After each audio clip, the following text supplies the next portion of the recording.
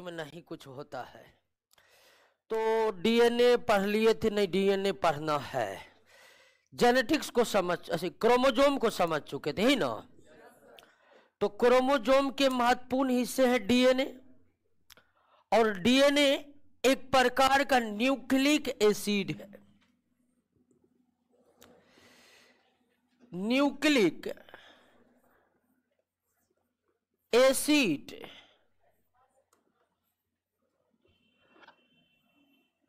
यह nucleic acid क्या है? तो सीधे सीधे आप कह सकते हैं कि एक जैव अणु है, बायोमोलिकुल्स है।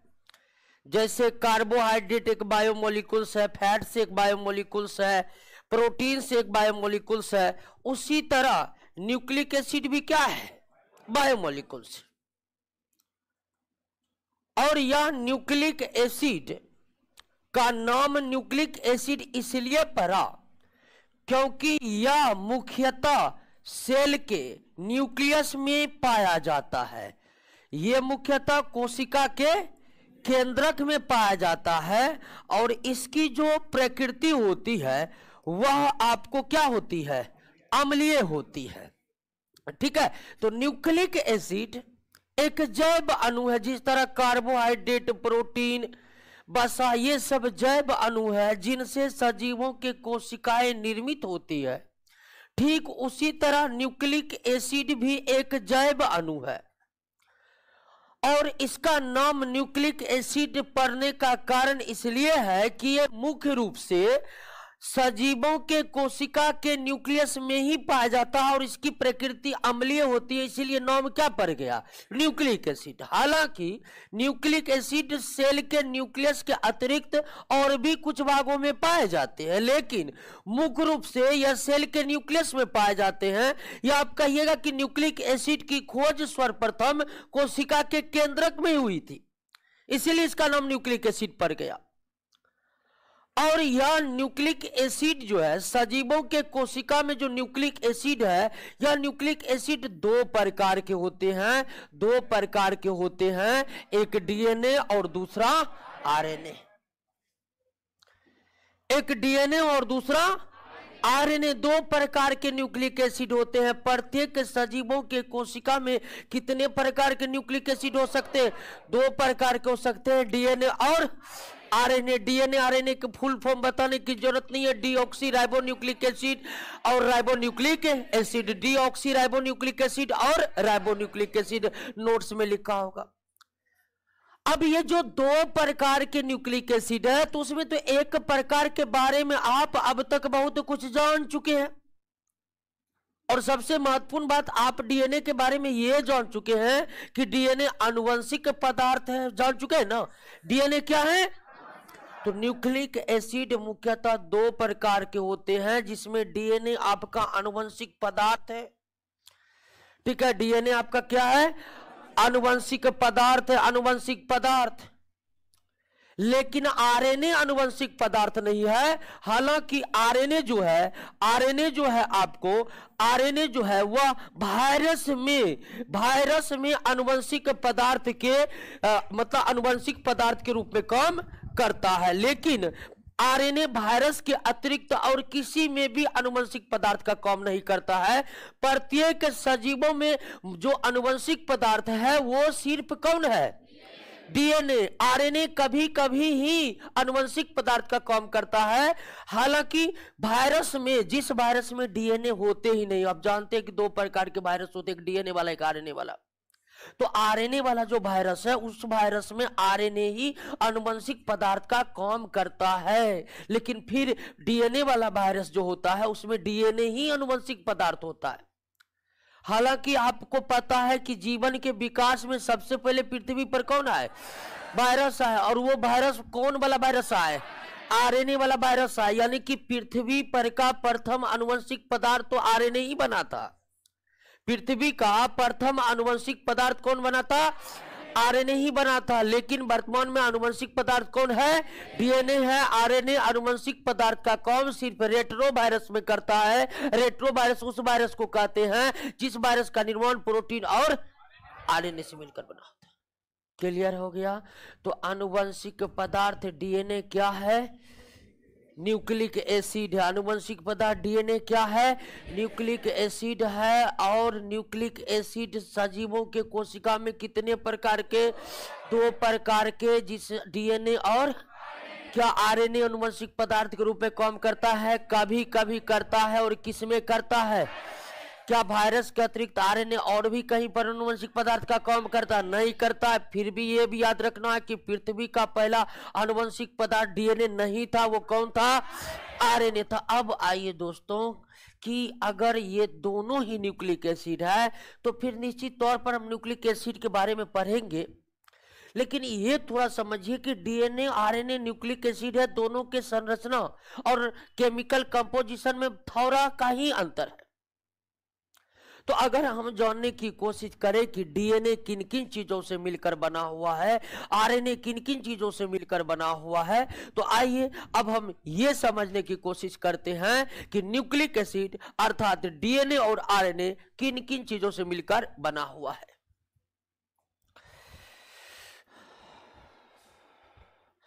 न्यूक्लिक एसिड जो है, न्यूक्लिक एसिड यानी कि डीएनए और आरएनए, यह nucleic acid nucleo nucleo nucleotides का पॉलीमर है। पॉलीमर मतलब बहुलक है। पॉलीमर मतलब बहुलक। अब केमिस्ट्री में पढ़े होंगे कि इथिलीन का बहुलक पॉलीथीन है, पढ़े ना? आइसोप्रीन के बहुलक को हम रबर कहते हैं, प्राकृतिक रबर, नेचुरल रबर। यानी बहुलक किसे कहते हैं? कि जब छोटे छोटे अणु मिलकर आपस में कोवैलेंट बॉन्ड बनाकर जुड़ते जाते एक बड़े अणु का निर्माण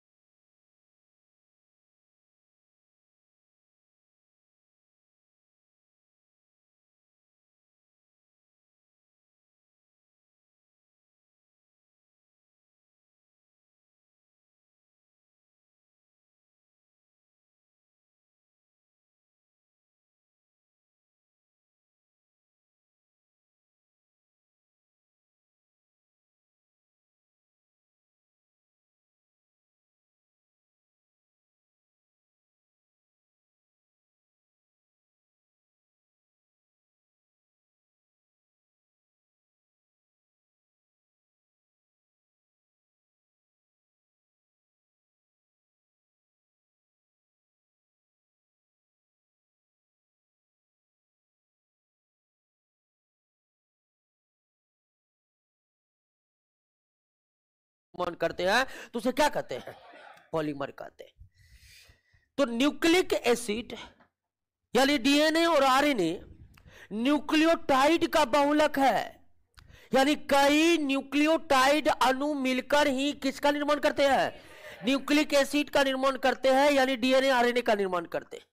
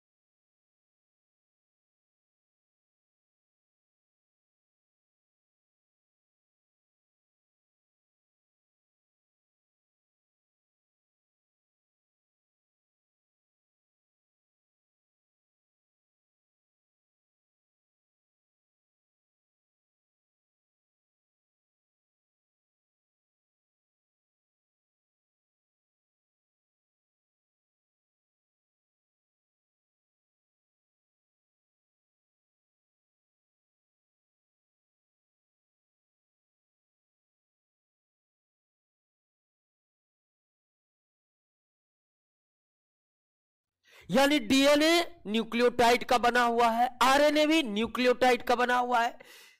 ये डीएनए आरएनए अर्थात न्यूक्लिक एसिड किसका बहुलक है? न्यूक्लियोटाइड का बहुलक है। किसका बहुलक है? न्यूक्लियोटाइड का बहुलक है। अब सवाल उठता है कि न्यूक्लियोटाइड फिर किसका बना हुआ है? तो न्यूक्लियोटाइड को बनाने में दोस्तों, न्यूक्लियोटाइड को बनाने में 3 अनुभाग लेते हैं। न्यूक्लियोटाइड को बनाने में कितने अनुभाग लेते हैं? यानी कि न्यूक्लियोटाइड बनाने में भाग लेते हैं पहला कौन? सुगर। कौन? सुगर। सुगर भी 2 प्रकार का। सुगर भी कितने प्रकार का?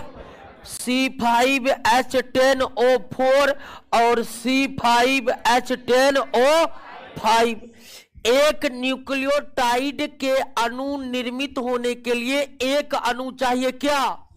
सुगर। सुगर 2 प्रकार के होते हैं न्यूक्लिक एसिड में। यह है डीऑक्सी राइबोस सुगर और यह क्या है? Ribose sugar. यह है आपका डीऑक्सी राइबोज सुगर और यह है आपका क्या? Ribose sugar. समझ जाइएगा, यह है आपका क्या? Ribose sugar. Deoxy ribose sugar DNA में रहते हैं और राइबोज सुगर आरएनए में रहते हैं। एक न्यूक्लियोटाइड अणु के बनने में दूसरे जिस अणु की आवश्यकता होती है वो है आपका फॉस्फेरिक एसिड। ठीक है, वो है आपका फॉस्फेरिक एसिड। और फॉस्फेरिक एसिड उपस्थिति के कारण ही न्यूक्लिक एसिड की प्रकृति अम्लीय होती है। न्यूक्लिक एसिड अम्लीय जो होता है इसी फॉस्फेरिक एसिड के कारण। और तीसरा रहता है दोस्तों नाइट्रोजन बेस रहता है। तीसरा क्या रहता है? Nitrogen base. नाइट्रोजन बेस यानी नाइट्रोजन क्षार रहता है। नाइट्रोजन क्षार रहता है। ठीक है ना। अब आप कहिएगा क्षार भी है अम्ल भी है तो फिर ये अम्लीय प्रकृति का कैसे हुआ? क्योंकि क्षार और अम्ल जब दोनों होते हैं तो उदासीन प्रकृति को होनी चाहिए। तो यहाँ पर क्षार से ज्यादा प्रबल क्या है? अम्ल है, इसीलिए यह अम्लीय प्रकृति का है हमारा न्यूक्लिक एसिड। तो एक बार पुनः समझिए कि आनुवंशिक पदार्थ डीएनए और एक और पदार्थ आरएनए न्यूक्लिक एसिड है। और यह न्यूक्लिक एसिड क्या है? तो न्यूक्लिक एसिड न्यूक्लियोटाइड का पॉलीमर है, न्यूक्लियोटाइड का बहुलक है। अब जब यह समझ चुके हैं कि न्यूक्लिक एसिड न्यूक्लियोटाइड से बना है अर्थात न्यूक्लियोटाइड का बहुलक है, तो फिर यह न्यूक्लियोटाइड किससे बना है? तो न्यूक्लियोटाइड एक न्यूक्लियोटाइड के अणु को निर्मित होने के लिए एक न्यूक्लियोटाइड के अणु को निर्मित होने के लिए 3 अणुओं की आवश्यकता होती है। एक सुगर के अणु और एक फॉस्फेरिक एसिड और एक नाइट्रोजन बेस। यानी एक नाइट्रोजन बेस, एक फॉस्फेरिक एसिड, एक सुगर के अणु मिलकर के एक न्यूक्लियोटाइड के अणु बनाते हैं। अब फिर कई न्यूक्लियोटाइड के अणु आपस में जुड़ करके न्यूक्लिक एसिड यानी डीएनए और आरएनए का निर्माण करते।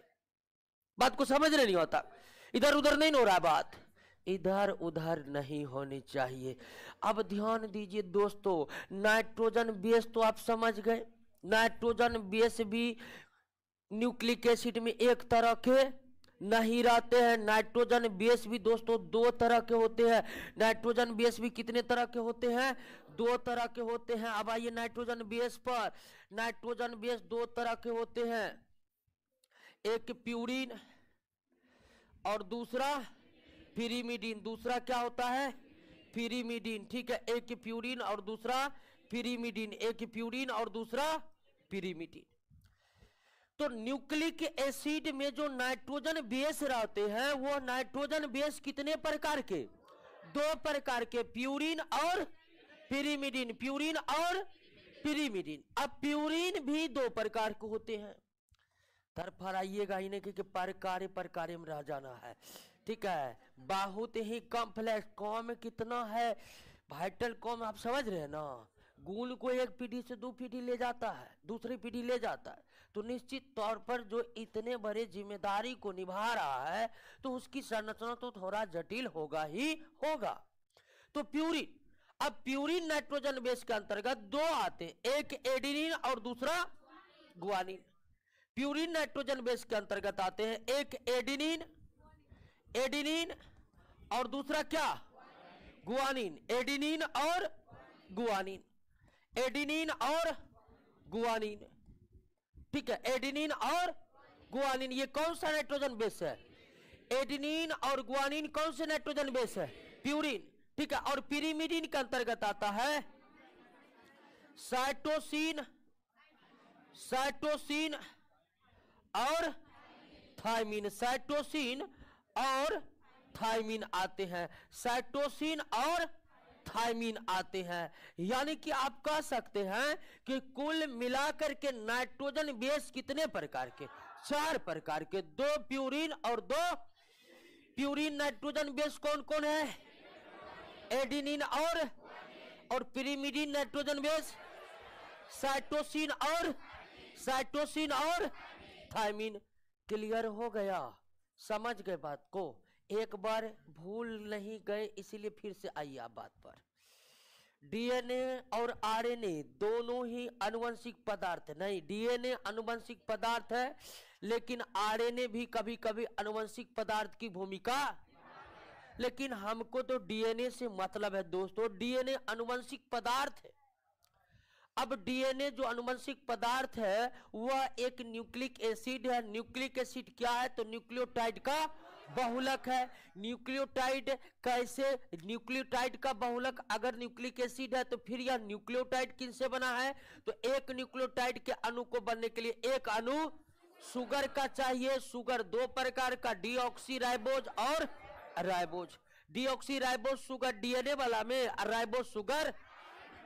तो एक न्यूक्लियोटाइड के अणु के निर्मित होने के लिए एक शुगर चाहिए, एक शुगर के अणु चाहिए, एक फॉस्फेरिक एसिड के अणु चाहिए और एक नाइट्रोजन बेस चाहिए, एक नाइट्रोजन बेस चाहिए, एक नाइट्रोजन बेस चाहिए। अब न्यूक्लियोटाइड में जो नाइट्रोजन बेस है दोस्तों वो भी 2 प्रकार के, कौन कौन? प्यूरिन और पिरिमिडिन, प्यूरिन और पिरिमिडिन। प्यूरिन 2 प्रकार के, एडेनिन और गुआनिन, एडेनिन और गुआनिन। साइटो और पिरिमिडिन कितना? साइटोसिन और। तो न्यूक्लिक एसिड में जो नाइट्रोजन बेस है टोटल कितने प्रकार के? 4 प्रकार के। टोटल कितने प्रकार के? 4 प्रकार के। लेकिन आप ध्यान दीजिएगा कि एक न्यूक्लियोटाइड के अणु बनने में एक शुगर के अणु, एक फॉस्फेरिक एसिड और एक ही नाइट्रोजन बेस की आवश्यकता है। एक ही न्यूक्लियोटाइड में चारों प्रकार के नाइट्रोजन बेस नहीं रहते हैं। एक न्यूक्लियोटाइड में केवल एक ही प्रकार के नाइट्रोजन बेस रहते हैं। लेकिन नाइट्रोजन बेस कितने प्रकार के? 4 प्रकार के। इसीलिए 4 प्रकार के नाइट्रोजन बेस से 4 प्रकार के नाइट्रोजन बेस से 4 प्रकार के नाइट्रोजन बेस से 4 प्रकार के न्यूक्लियोटाइड तैयार होते हैं। 4 प्रकार के न्यूक्लियोटाइड तैयार होते हैं। ठीक है, एक न्यूक्लियोटाइड वो होगा जिसमें एडेनिन होगा, एक न्यूक्लियोटाइड वो होगा जिसमें गुआनिन होगा, एक न्यूक्लियोटाइड वो होगा जिसमें साइटोसिन होगा, एक न्यूक्लियोटाइड वो होगा जिसमें थायमिन होगा। इसलिए 4 प्रकार के नाइट्रोजन बेस, 4 प्रकार का न्यूक्लियोटाइड तैयार हुआ। और 4 प्रकार के न्यूक्लियोटाइड से 4 प्रकार के न्यूक्लियोटाइड जब तैयार हो जाते हैं तो हजारों न्यूक्लियोटाइड से मिलकर के किसका निर्माण कर देते हैं? डीएनए का निर्माण कर देते हैं। किसका निर्माण कर देते हैं? डीएनए का। क्लियर हुआ? बना किससे है? किससे बना है? क्लियर हुआ? आनुवंशिक पदार्थ डीएनए न्यूक्लिक एसिड है और मानव शरीर तथा सजीवों के शरीर में एक और न्यूक्लिक एसिड पाए जाते हैं, वो क्या है? आरएनए। न्यूक्लिक एसिड डीएनए और आरएनए न्यूक्लियोटाइड का बहुलक है। किसका बहुलक है? एक न्यूक्लियोटाइड के अणु को तैयार होने में एक शुगर के अणु, एक फॉस्फेरिक, एक नाइट्रोजन बेस के अणु लगते हैं। चूंकि नाइट्रोजन बेस की संख्या 4 है, इसीलिए 4 नाइट्रोजन बेस से 4 प्रकार के न्यूक्लियोटाइड तैयार होते हैं।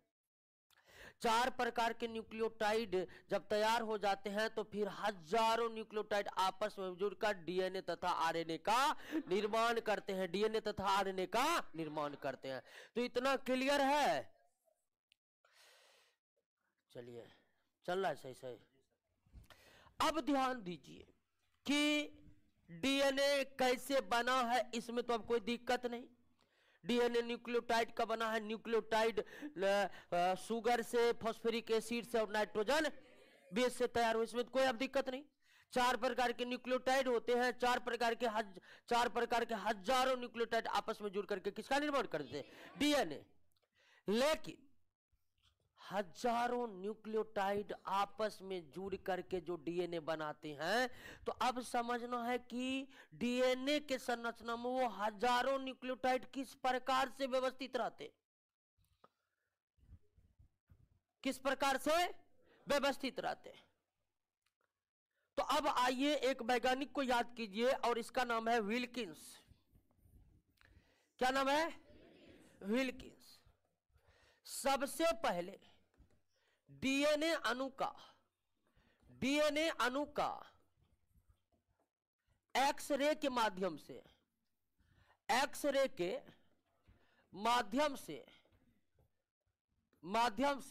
अध्ययन किया था। ठीक है, तो डीएनए अणु को सबसे पहले देखने की कोशिश किसके द्वारा हुई थी? विल्किंस के द्वारा हुई थी। कई वैज्ञानिक है इस चैप्टर में, वैज्ञानिक का नाम खूब पूछे जाते हैं। अब तक जितने भी वैज्ञानिक है क्लियर होते जा रहा है ना। सबसे पहले हॉफ मिस्टर का नाम आया था। हॉफ मिस्टर ने क्रोमोसोम खोजा था। उसके बाद वाल्डेयर का नाम आया था। उसके बाद फ्रेडरिक मेसर का नाम आया था।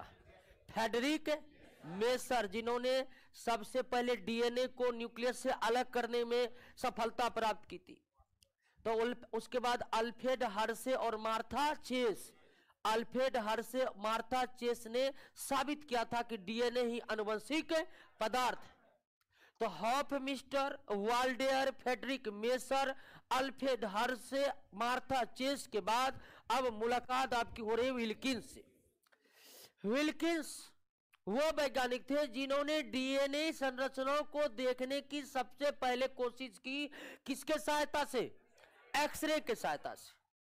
और विल्किंस एक्सरे के सहायता से डीएनए अणु को जो देखने की कोशिश की, तो उसकी यही कोशिश थी कि यह समझा जाए कि डीएनए की संरचना कैसी है, डीएनए अणु की संरचना कैसी है। हर अणु की अपनी एक संरचना होती है कि नहीं होती है? जैसे आप पढ़े होंगे कि अमोनिया के अणु की आकृति पिरामिड के समान होते हैं, जल के अणु की आकृति भी अक्षर के समान होते हैं, हीरा के जो अणु होते हैं समचतुष्फलकीय संरचना में रहते हैं। तो हर अणु की अपनी एक निश्चित आकृति होती है। तो डीएनए भी अणु है, आनुवंशिक पदार्थ है, तो उसकी भी एक अपनी आकृति होगी। कैसी होगी, इसी को जानने की कोशिश सबसे पहले किसने की? विल्किंस ने। किसके सहायता से? एक्सरे के सहायता से। लेकिन इन्हें ज्यादा सफलता प्राप्त नहीं हुई। उसके बाद एक और वैज्ञानिक जिनका नाम था चॉरगैप।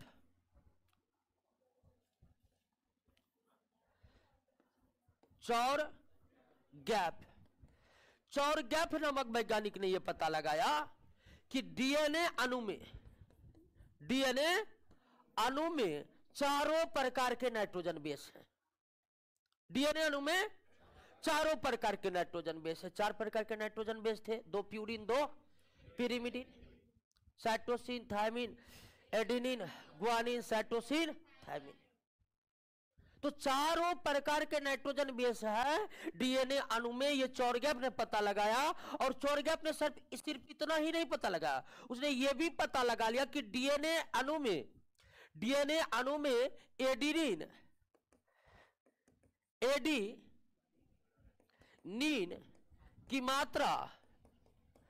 एडेनिन की मात्रा किसके बराबर है? थायमिन के। और साइटोसिन की मात्रा किसके बराबर है? गुआनिन के। साइटोसिन की मात्रा गुआनिन की बराबर है। तो चॉरगैप, विल्किंस ने एक्सरे के माध्यम से डीएनए अणु की संरचना जानने की कोशिश की, लेकिन उन्हें कोई ज्यादा सफलता प्राप्त नहीं हुई। आगे चलकर डीएनए अणु के बारे में चॉरगैप नामक साइंटिस्ट ने यह पता लगा लिया कि डीएनए अणु में जितने एडेनिन होते हैं उतने ही थायमिन होते हैं, जितने साइटोसिन होते हैं उतने ही ग्वानिन होते हैं। तो विल्किंस और चोरगेप्स ने काफी कुछ डीएनए अणु के बारे में जानकारी इकट्ठा कर लिए थे। विल्किंस ने और चोरगेप ने डीएनए अणु के संरचना के बारे में बहुत कुछ पता लगा लिए थे, लेकिन संपूर्ण जानकारी का पता इन्हें नहीं लगा था। आगे चलकर विल्किंस और चोरगेप के जो खोज थे उसी को आधार बनाकर डीएनए अणु की संरचना को सबसे पहले सफल तरीके से बताने का श्रेय वाटसन तथा क्रिक, दोनों ही कैम्ब्रिज यूनिवर्सिटी के वैज्ञानिक थे। वाटसन और क्रिक ने डीएनए अणु के संरचना को पहली बार क्लियर किया और वाटसन और क्रिक ने डीएनए अणु के संरचना को पूरी तरह से बताने के लिए विल्किंस और चोरगेप के कार्यों का ही सहारा लिया था। यानी कि इन्होंने विल्किंस और चोरगेप के खोजों को आगे बढ़ाकर ही डीएनए अणु की संरचना की सही जानकारी का पता लगाया। इस तरह डीएनए अणु के संरचना की सबसे पहले जानकारी वाटसन तथा क्रिक ने दी और वाटसन और क्रिक ने डीएनए अणु की जो संरचना बताई है वह संरचना डबल हेलिक्स संरचना के नाम से प्रसिद्ध है। डबल हेलिक्स स्ट्रक्चर के नाम से प्रसिद्ध है। यानी कि डीएनए अणु की संरचना किस तरह है? डबल हेलिक्स के समान है। और डीएनए अणु के डबल हेलिक्स संरचना के बारे में सबसे पहले किसने बताया? सबसे पहले कि यही बताया, इसके बाद कोई नहीं बताया। तो डीएनए के डबल हेलिक्स संरचना के बारे में किसने बताया? Watson Crick. लेकिन डीएनए अणु की संरचना का एक्स किरणों के माध्यम से सर्वप्रथम अध्ययन करने वाले वैज्ञानिक कौन थे? विल्किंस ने। और किसने सर्वप्रथम यह पता लगाया था कि डीएनए अणु में नाइट्रोजन क्षार की मात्रा बराबर होती है? चोरगेप। और विल्किंस और चोरगेप के खोजों का सहायता लेकर ही वाटसन और क्रिक ने डीएनए अणु के संरचना को पूरी तरह से क्लियर किया। और इनके अनुसार डीएनए अणु की संरचना किस तरह है? डबल हेलिक्स बना किससे है? क्लियर हुआ। संरचना कैसी है? क्लियर हुआ। डीएनए अणु या फिर आरएनए अणु न्यूक्लियोटाइड का बहुलक है। एक न्यूक्लियोटाइड, एक शुगर, एक फॉस्फेरिक एसिड, एक नाइट्रोजन बेस से बना होता। नाइट्रोजन बेस 4 प्रकार है, तो 4 प्रकार के न्यूक्लियोटाइड तैयार होते हैं, क्योंकि एक न्यूक्लियोटाइड में एक ही नाइट्रोजन बेस के अणु पर्याप्त होते हैं। 4 प्रकार के न्यूक्लियोटाइड तैयार होकर हजारों न्यूक्लियोटाइड आपस में जुड़कर डीएनए या फिर आरएनए का निर्माण करते हैं। कैसे न्यूक्लियोटाइड्स जुड़े होते हैं न्यूक्लिक एसिड में, या फिर न्यूक्लिक एसिड की संरचना कैसी होती है, तो उसमें डीएनए की संरचना कैसी होती है? और डीएनए की संरचना डबल हेलिक्स के समान होती है। किसने बताया? वाटसन ने। तो एक प्रश्न अपने आप में यही बनता है कि वाटसन और क्रिक का डबल हेलिक्स मॉडल क्या बताता है? तो यह डीएनए अणु की संरचना बताता है। यह डीएनए अणु की संरचना बताता है कि डीएनए अणु के संरचना कैसी है और इसमें न्यूक्लियोटाइड के अणु किस प्रकार से व्यवस्थित रहते। तो इसका संबंध डीएनए अणु की संरचना बताने से। अब डबल हेलिक्स मॉडल की क्या क्या विशेषताएं हैं दोस्तों, वो विशेषताओं को आप समझ लेते हैं। डबल हेलिक्स मॉडल की क्या क्या विशेषताएं हैं, तो वाटसन और क्रिक के डबल हेलिक्स मॉडल के अनुसार डीएनए अणु की संरचना यह है कि हजारों न्यूक्लियोटाइड आपस में जुट करके जुड़ करके एक सर्पिल आकार के संरचना बनाते हैं। क्या बनाते हैं? एक सर्पिल आकार की संरचना बनाते हैं। और इसी सर्पिल आकार के संरचना होती है किसकी? डीएनए की। अब देखिए, इसी तरह अगर हम इलेक्ट्रॉन माइक्रोस्कोप से डीएनए अणु का अध्ययन करेंगे तो डीएनए अणु कुछ इस तरह दिखाई पड़ेंगे। और डीएनए अणु के इस संरचना में आपको 2 लाइन दिख रहा है लंबे लंबे। इसी लाइन का नाम है हेलिक्स। और हेलिक्स कितना है? 1 और 2, इसीलिए इसका नाम पड़ गया डबल हेलिक्स। तो डीएनए अणु की संरचना डबल हेलिक्स के तरह होती है। अब ये डबल हेलिक्स क्या है, आपके सामने में है डबल हेलिक्स। और डबल हेलिक्स के ये जो संरचना है, तो इसमें देख रहे हैं ये हेलिक्स बने होते हैं शुगर के और फॉस्फेरिक एसिड के। ये हेलिक्स बने होते हैं शुगर और फॉस्फेरिक एसिड के। ये भी हेलिक्स बने होते हैं शुगर और फॉस्फेरिक एसिड के। तो डीएनए अणु की संरचना जो डबल हेलिक्स मॉडल के समान है, तो उस डबल हेलिक्स मॉडल में जो हेलिक्स है उसका निर्माण आपको शुगर और फॉस्फेरिक एसिड के अणु से हुआ है। शुगर और फॉस्फेरिक एसिड के अणु से हुआ है। शुगर और फॉस्फेरिक एसिड के अणु से हुआ है। अब सवाल होता है कि फिर ये नाइट्रोजन बेस कहां पर है? तो एक डीएनए अणु में चारों नाइट्रोजन बेस होते हैं। या तो चौड़ गैप ने ही क्लियर कर दिया। तो नाइट्रोजन बेस दोस्तों, नाइट्रोजन बेस में क्या होते हैं कि नाइट्रोजन बेस में एक तरफ प्यूरिन रहता है और दूसरे तरफ पिरिमिडीन रहता है। एक तरफ प्यूरिन रहता है और दूसरी तरफ पिरिमिडीन रहता है। एक तरफ प्यूरिन रहता है और दूसरे तरफ क्या रहता है, पिरिमिडीन रहता है। प्यूरिन और पिरिमिडीन, ठीक है।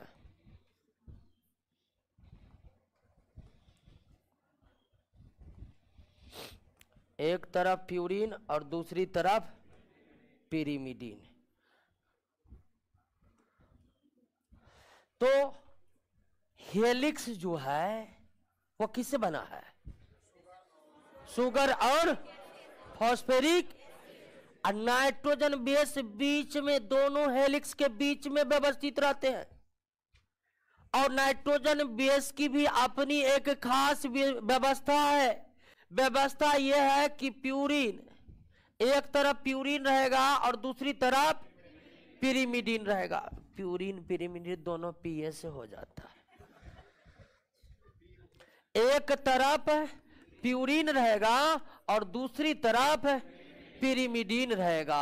दूसरी तरफ क्या रहेगा, पिरिमिडीन रहेगा। क्लियर है ना? तो नाइट्रोजन बेस एक तरफ purine pyrimidine, pyrimidine purine, purine pyrimidine, pyrimidine purine. यह नहीं कि प्यूरिन प्यूरिन से जुड़ जाएगा, पिरिमिडीन पिरिमिडीन। यानी एक हेलिक्स से अगर प्यूरिन नाइट्रोजन बेस लगा हुआ है तो दूसरे हेलिक्स से क्या, पिरिमिडीन। अब प्यूरिन पिरिमिडीन में कैसे जुड़ा रहता है दोस्तों? तो एडिनिन जुड़ा होता है एडिनिन थायमिन से और साइटोसिन गुआनिन से। साइटोसिन गुआनिन से, ठीक है। एडिनिन थायमिन से, साइटोसिन। तो इस दोनों हेलिक्स के बीच में प्यूरिन और पिरिमिडीन जो जुड़ा रहता है, तो उसके जुड़ने की क्रम भी निश्चित है। एडिनिन नाइट्रोजन बेस हमेशा किससे, थायमिन से डबल हाइड्रोजन बॉन्ड के द्वारा, और साइटोसिन हमेशा गुआनिन से कितना, ट्रिपल हाइड्रोजन बॉन्ड के द्वारा। कितने हाइड्रोजन बॉन्ड के द्वारा? ट्रिपल हाइड्रोजन बॉन्ड के द्वारा। तो क्लियर हुआ बात? समझ गए कि नहीं समझ गए? डीएनए अणु के बारे में समझ गए? कोई दिक्कत नहीं ना? अब समझिए कि इस डीएनए की संरचना डबल हेलिक्स है। ये हेलिक्स जो डबल हेलिक्स संरचना है ये कैसे बनता है? तो डबल हेलिक्स संरचना आप पहले पता, हजारों न्यूक्लियोटाइड के मिलने से बनता है। समझे कि नहीं समझे? आप पहले ही समझ चुके हैं कि nucleic acid, DNA nucleic acid जो है आपका क्या है, एक न्यूक्लियोटाइड का पॉलीमर है। तो ये जो डबल हेलिक्स संरचना ये हजारों न्यूक्लियोटाइड के जुड़ने से बना हुआ है। हजारों न्यूक्लियोटाइड जुड़कर जो डबल हेलिक्स मॉडल बनाते हैं, तो इस डबल हेलिक्स मॉडल का नाम डबल हेलिक्स क्यों है आपको पता चल ही गया कि इसमें दो हेलिक्स है, इसीलिए इसका नाम डबल हेलिक्स है। अब डबल हेलिक्स संरचना में जो हेलिक्स है वो शुगर और फॉस्फेरिक एसिड के बने होते हैं, और एक डीएनए अणु में 4 नाइट्रोजन बेस होते हैं। ये नाइट्रोजन बेस कहाँ व्यवस्थित रहते हैं डीएनए अणु में? तो दोनों हेलिक्स के बीच में। दोनों हेलिक्स के बीच में नाइट्रोजन बेस या नाइट्रोजन क्षार कैसे व्यवस्थित रहते हैं? तो प्यूरिन हमेशा पिरिमिडीन से, यानी एक हेलिक्स से प्यूरिन लगा रहता है, दूसरे हेलिक्स से पिरिमिडीन, या फिर पहले हेलिक्स से पिरिमिडीन है तो दूसरे हेलिक्स से अर्थात क्या प्यूरिन प्यूरिन नाइट्रोजन बेस आपस में जुड़ सकते हैं? नो। पिरिमिडिन पिरिमिडिन जुड़ सकते हैं? नहीं, जुड़ेगा केवल एक तरह से, प्यूरिन हमेशा पिरिमिडिन से। तो एडिनिन किससे जुड़ा रहता है? थायमिन से साइटोसिन, एडिनिन थायमिन से डबल हाइड्रोजन बॉन्ड के द्वारा साइटोसिन ग्वानिन से ट्रिपल हाइड्रोजन बॉन्ड के द्वारा, एडिनिन थायमिन से डबल हाइड्रोजन बॉन्ड के द्वारा साइटोसिन ग्वानिन से ट्रिपल हाइड्रोजन बॉन्ड के द्वारा। क्लियर हो गया दोस्तों? जा हेलिक्स से गायब हो गया।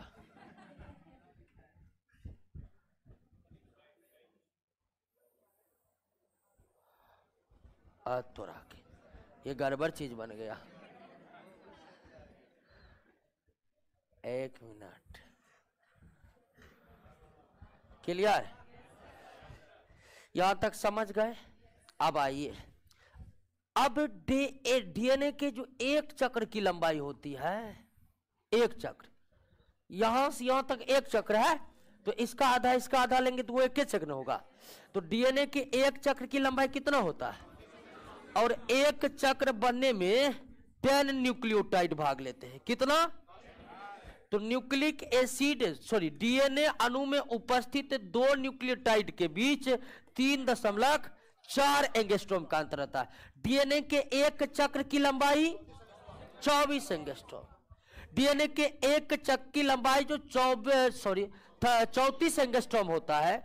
डीएनए के एक चक्र यानी यहां से लेकर यहां, तो हम कहिए आधा इसका लिए है, आधा इसका लिए है, तो इसका आधा आधा लिए तो ये भी एक चक्र के बराबर होगा। तो डीएनए के एक चक्र की लंबाई 34 एंगस्ट्रॉम होती है, और डीएनए के एक चक्र को निर्मित करने के लिए 10 न्यूक्लियोटाइड्स मॉलिक्यूल्स की जरूरत पड़ती है। यानी कि 10 न्यूक्लियोटाइड डीएनए अणु के संरचना में कितनी दूरी तक तय कर लेते हैं? 34 एंगस्ट्रॉम। इसलिए डीएनए अणु जो न्यूक्लियोटाइड का बहुलक है, तो डीएनए अणु में उपस्थित किन्हीं 2 न्यूक्लियोटाइड अणुओं के बीच कितनी की दूरी होती है? 34 एंगस्ट्रॉम की दूरी होती है। कितनी की दूरी होती है? 34 एंगस्ट्रॉम। अब आइए, जो डीएनए अणु का जो व्यास है, डीएनए अणु का जो व्यास है या दोनों हेलिक्स के बीच की जो दूरी है, यह कितना होता है? 20 एंगस्ट्रॉम। डीएनए अणु में दोनों हेलिक्स के बीच की दूरी, यहां से यहां तक की दूरी 20 एंगस्ट्रॉम होगा, यहां से यहां तक की दूरी 20 एंगस्ट्रॉम का होगा। यानी दोनों हेलिक्स के बीच की दूरी कितना होता है? 20 एंगस्ट्रॉम होता है। कितना होता है? 20 एंगस्ट्रॉम होता है। इसे आप डीएनए का व्यास भी कह सकते हैं कि डीएनए का व्यास कितना होता है? 20 एंगस्ट्रॉम होता है। तो क्लियर है? डबल हेलिक्स मॉडल समझ चुके हैं डीएनए का। एक बार पुनः ध्यान दीजिए, वाटसन और क्रिक ने डीएनए के डबल हेलिक्स मॉडल का प्रतिपादन किया। वाटसन और क्रिक का डबल हेलिक्स मॉडल यह बताता है कि डीएनए अणु की संरचना कैसी है और उस अणु में विभिन्न प्रकार के अणु किस प्रकार व्यवस्थित हैं। वाटसन और क्रिक के डबल हेलिक्स मॉडल के अनुसार डीएनए अणु की संरचना कुछ इस तरह होती है, और इसमें 2 हेलिक्स होने के कारण ही इसका नाम डबल हेलिक्स पड़ गया। डीएनए अणु के जो हेलिक्स हैं वो शुगर और फॉस्फेरिक एसिड के बने होते हैं, जबकि नाइट्रोजन बेस 4 प्रकार के होते हैं। चारों प्रकार के नाइट्रोजन बेस दोनों हेलिक्स के बीच में एक निश्चित क्रम में जुड़े रहते हैं, और नाइट्रोजन बेस का क्रम हर सजीवों में अलग अलग होता है, लेकिन हर सजीवों में नाइट्रोजन बेस का एक क्रम निर्धारित होता है कि प्यूरिन नाइट्रोजन बेस हमेशा किससे जुड़ेगा? पिरामिडीन से। और जब हम डीएनए अणु के चारों नाइट्रोजन बेस को देखेंगे तो एडिनिन थायमिन से जुड़ा रहता है, साइटोसिन ग्वानिन से जुड़ा रहता है, हाइड्रोजन बॉन्ड के द्वारा जुड़ा होता है, डबल हाइड्रोजन बॉन्ड और ट्रिपल हाइड्रोजन बॉन्ड। डीएनए के एक चक्र की लंबाई 34 एंगस्ट्रॉम होती है, और डीएनए के एक चक्र जो 34 एंगस्ट्रॉम का होता है वह 10 न्यूक्लियोटाइड अणु के बने होते हैं। तो इस तरह से डीएनए अणु के संरचना में किन्हीं 2 न्यूक्लियोटाइड अणु के बीच 3.4 एंगस्ट्रॉम के बीच क्या दूरी होता है। अब डीएनए अणु के दोनों हेलिक्स के बीच की दूरी अर्थात डीएनए अणु का व्यास कितना होता है? 20 एंगस्ट्रॉम होता है। क्लियर? कोई दिक्कत नहीं? कोई दिक्कत? समझे डीएनए अणु को। यश तो इतना तेजी से बोल देते हैं कि क्या समझ गए हैं? देख लिए ना कितना चीज है।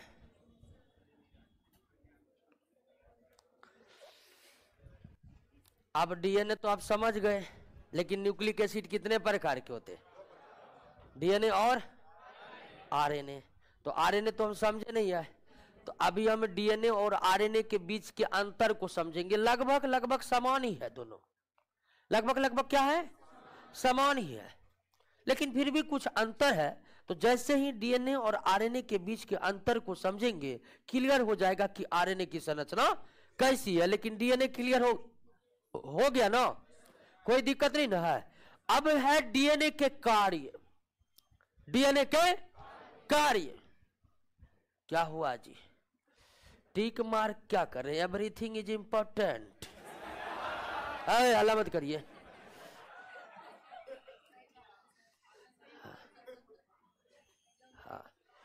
आइए, लाइनिंग तो किताब में किया जाता है, नोट तो हम किताब से छौंट छौंट के बनाए हैं, और ऊपर से आप अपने मन से छौंट दीजिएगा क्या, तो दिक्कत होगा। समझिए, बातों को समझिए, छौंटना वोटना कुछ नहीं है आपको। तो बोले आपका तो तैयारी बहुत आसान कर दिए, बहुत आसान, ठीक है ना। अब कहिए इससे आसान क्या होगा कि बोल रहे हैं कि 20,000 क्वेश्चन याद करिए दरोगा बन जाए, क्या होगा इससे? नहीं नहीं, बहुत के पास 40-40 हजार क्वेश्चन है, लेकिन सही क्वेश्चन रहेगा तो ना। अरे सचिवालय में क्वेश्चन मैच क्या, ठीक है, 2 क्वेश्चन मैच नहीं किया तो 2 क्वेश्चन मैच नहीं किया, उसको कौन बिहार में बनाया होगा? है? ठीक है, तैयारी को हम पूरा आसान कर दिया, ठीक है ना। चलिए दोस्तों, तो डीएनए अणु के संरचना को आप समझ चुके हैं। अब डीएनए अणु के कार्य क्या है? डीएनए अणु के कार्य क्या है? डीएनए अणु का तो सबसे मुख्य कार्य यही है कि डीएनए आनुवंशिक पदार्थ है। उसी डीएनए का भाग है जीन, जो आनुवंशिक गुणों को एक पीढ़ी से दूसरे पीढ़ी ले जाता है। तो डीएनए के सबसे मुख्य काम दोस्तों यह है कि वे आनुवंशिक पदार्थ है हमारे शरीर का। और डीएनए आनुवंशिक पदार्थ क्यों है, तो इसके बारे में अब कोई संशय नहीं होनी चाहिए। हम आपको पिछले ही क्लास में जिक्र कर दिए थे कि डीएनए आनुवंशिक पदार्थ है। किसी भी अणु को आनुवंशिक पदार्थ होने के लिए उसमें 4 गुणों का होना जरूरी है, और वो 4 गुण कौन कौन है आप जान चुके हैं। वो चारों गुण डीएनए में ही है, इसलिए डीएनए आनुवंशिक पदार्थ है। तो डीएनए के कार्य की अगर हम बात करेंगे, तो डीएनए के सबसे प्रमुख कार्य आनुवंशिक पदार्थ के रूप में कार्य करना है। और अगर डीएनए के दूसरे प्रमुख कार्यों का हम जिक्र करें, तो आप जानते हैं कि कोशिकाओं के निर्मित होने के लिए जरूरी है सबसे पहला प्रोटीन, डीएनए के बाद, ठीक है। एक कोशिका निर्मित हो तो उसके लिए इंफॉर्मेशन चाहिए कि कोशिका कैसे निर्मित होगा। इंफॉर्मेशन कहां आएगा? अगली पीढ़ी से। कौन लाएगा? डीएनए। लेकिन डीएनए अणु जो इंफॉर्मेशन लेकर कोशिकाओं को निर्मित कराएगा, उसके लिए जो सबसे जरूरी चीज चाहिए वो है प्रोटीन। तो प्रोटीन निर्माण को निर्देशित करने वाली इकाई भी कौन है? डीएनए है। प्रोटीन निर्माण को निर्देशित करने वाली इकाई भी कौन है? डीएनए है। और डीएनए सबसे तो पहले आप ये तो जान जाए कि डीएनए अणु में इतनी क्षमता है कि ये अपना रिप्लिका बना सकता है, यानी डीएनए अणु से डीएनए अणु का निर्माण हो सकता है। और डीएनए अणु से डीएनए अणु का निर्माण रिप्लिकेशन कहलाता है। क्या कहलाता है? रिप्लिकेशन कहलाता है। क्यों कहलाता है? तो इसमें कोई तर्क नहीं है, नाम रख दिया गया इसलिए कहलाता है। और उसके बाद डीएनए अणु प्रोटीन निर्माण को निर्देशित करता है। प्रोटीन निर्माण कैसे होगा, यह भी काम निर्देशित करने का कार्य, डायरेक्शन करने का कार्य डीएनए का होता है। और डीएनए अणु किस प्रकार से प्रोटीन निर्माण को निर्देशित करता है, तो डीएनए अणु सिर्फ डीएनए अणु का ही निर्माण नहीं कर सकता है, बल्कि डीएनए से आरएनए का भी निर्माण हो सकता है। और डीएनए से आरएनए का निर्माण होना ट्रांसक्रिप्शन कहलाता है। क्या कहलाता है? ट्रांसक्रिप्शन कहलाता है। क्या कहलाता है? हालांकि आरएनए से भी डीएनए का निर्माण हो सकता है, जो आपको क्या कहलाएगा? रिवर्स ट्रांसक्रिप्शन कहलाएगा। और अंत में आरएनए से किसका निर्माण होता है? प्रोटीन का निर्माण होता है। आरएनए से प्रोटीन का निर्माण होना क्या कहलाता है? ट्रांसलेशन कहलाता है। क्या कहलाता है? ट्रांसलेशन कहलाता है। आरएनए से डीएनए बना रिवर्स ट्रांसक्रिप्शन कहलाता है। क्या कहलाता है? तो डीएनए अणु का प्रमुख कार्य आनुवंशिक पदार्थ के रूप में कार्य करना, दूसरा प्रमुख कार्य प्रोटीन निर्माण को निर्देशित करना। दूसरा प्रमुख कार्य क्या है? प्रोटीन निर्माण को निर्देशित करना। अब यही दो कार्य से डीएनए और भी कई तरह के कार्य कर सकते हैं। अब एक बार नोट पर ध्यान से देखिए कि डीएनए अणु के क्या कार्य है। क्या जी डीएनए न बना? बन गया। ओ टेंशन लीजिए, फिगर पहली बार नहीं बनता है। आज जो देख लेते हैं कोई फिगर बहुत आसान है, एक के बार में बना देंगे तो नहीं बनता, 2-3 बार प्रैक्टिस करना पड़ता है। 9-10 में तो प्रैक्टिस किए नहीं होंगे फिगर बनाने का क्या?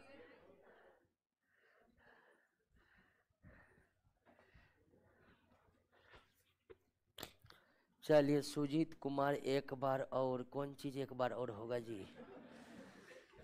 डीएनए अणु का, डीएनए अणु के कार्यों को पढ़िए, कार्यों को पढ़िए। अब बोलिए ऑनलाइन वाले सब, डीएनए क्लियर हुआ कि नहीं हुआ?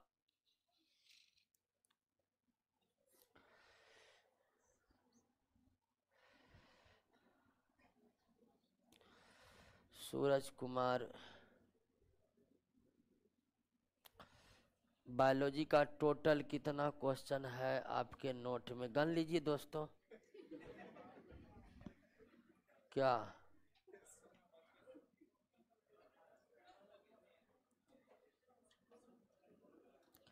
डीएनए अणु के कार्यों को पढ़िए। विकास कुमार कह रहा है एप्रोक्स 3500, मतलब 18 चैप्टर का भी क्वेश्चन नहीं गना जा रहा है, एप्रोक्स बता रहे हैं।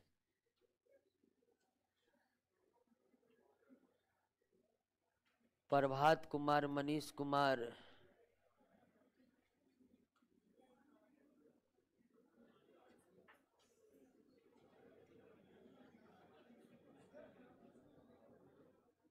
अच्छा एक ना उजाला नूर, क्या नाम है जी? निकल गया।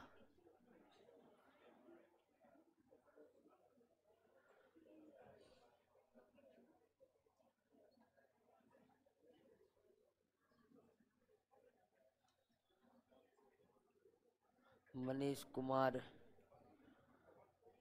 5 दास 3 दास बताएं।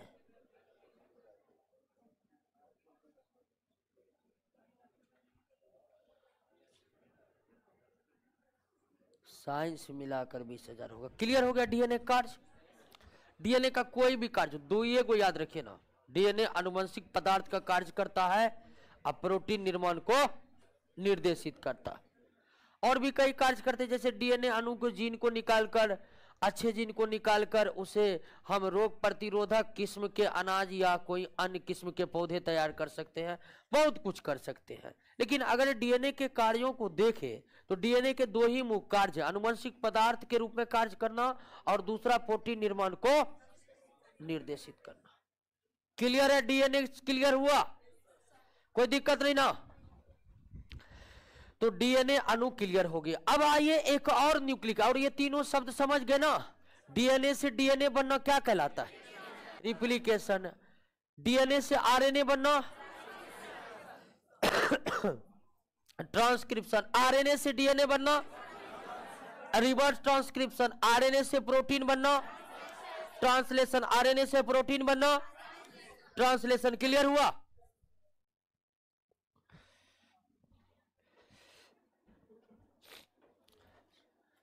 अब आइए हम एक और न्यूक्लिक एसिड की बात किए थे, वो था आरएनए, राइबोन्यूक्लिक एसिड।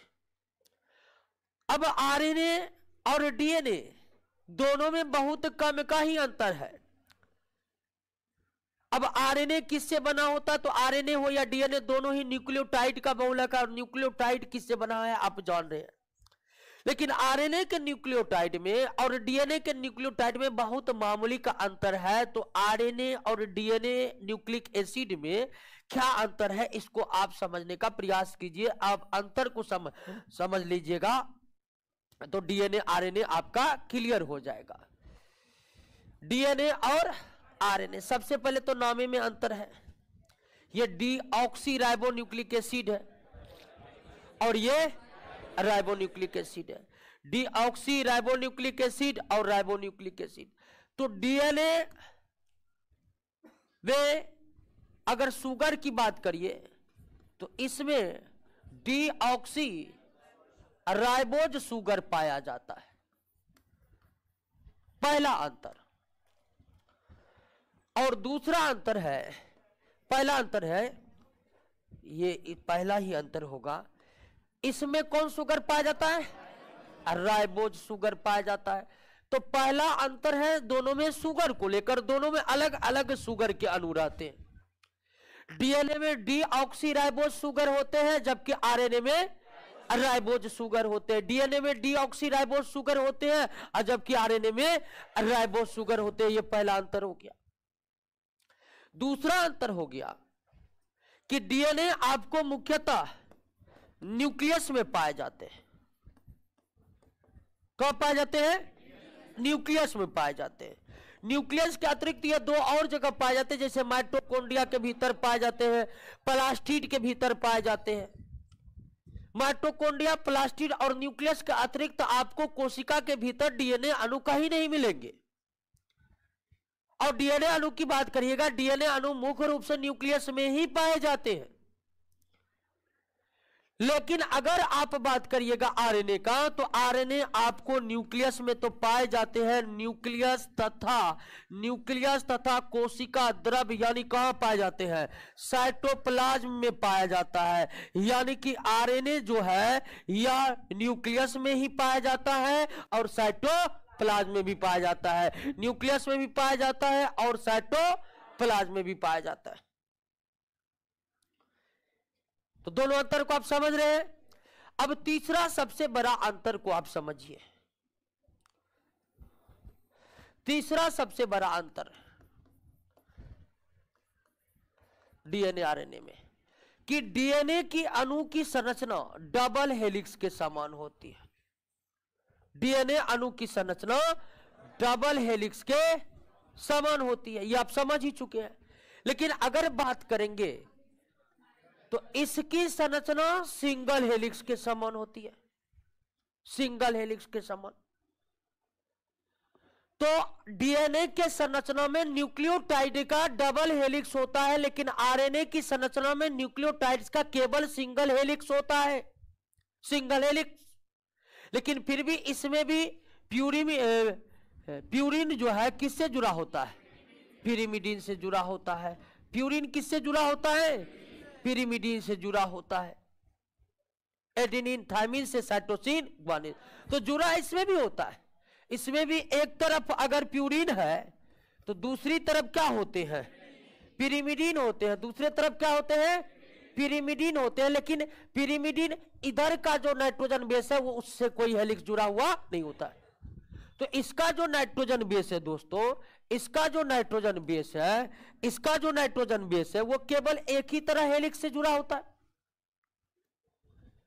तो नाइट्रोजन बेस इसमें भी व्यवस्थित रहते हैं, लेकिन इसके जहां नाइट्रोजन बेस है तो प्यूरिन अगर एक हेलिक्स से जुड़ा है तो दूसरा हेलिक्स से पिरिमिडीन जुड़ा होगा, लेकिन इसमें दूसरा हेलिक्स होता ही नहीं है। लेकिन नाइट्रोजन बेस डीएनए अणु के तरह ही व्यवस्थित रहते हैं इस आरएनए में भी। तो डीएनए डबल हेलिक्स होता है जबकि आरएनए सिंगल हेलिक्स होता है। DNA double helix, RNA single helix. तीसरा अंतर समझ गए हैं, ठीक है, अंतर समझ रहे हैं ना। डीएनए में कौन शुगर है,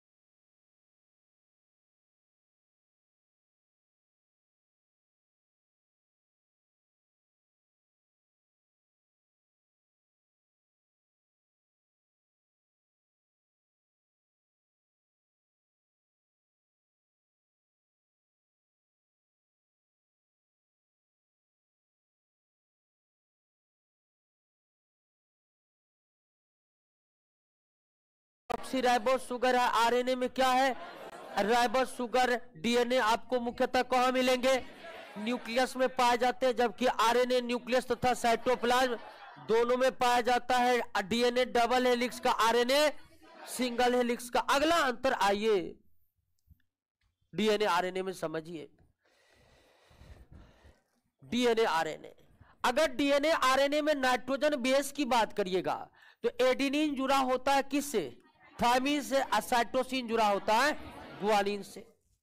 एडेनिन थायमिन से साइटोसिन गुआनिन से, एडेनिन थायमिन से साइटोसिन गुआनिन से।